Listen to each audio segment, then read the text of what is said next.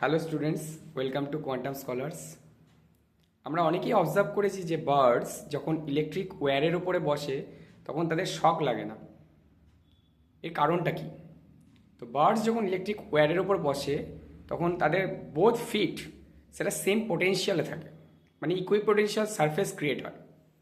Same potential থাকলে কারেন্টের ফ্লোটা হবে না, তাই জন্য তাদের শক লাগে না। কিন্তু যখন হিউম্যানস বেয়ার ফুটেড একটা তারের সঙ্গে টাচ করে তখন কিন্তু তাদের শক লাগে।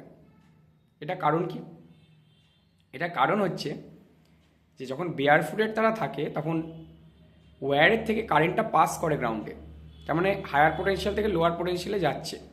ফিডসগুলো লোয়ার পোটেনশিয়াল থাকছে আর হাতটা তখন হ্যান্ডসগুলো কী হচ্ছে হায়ার পোটেনশিয়ালে, তার মানে কারেন্ট খুব ভালোভাবে ফ্লো করছে, তাই শক লাগছে।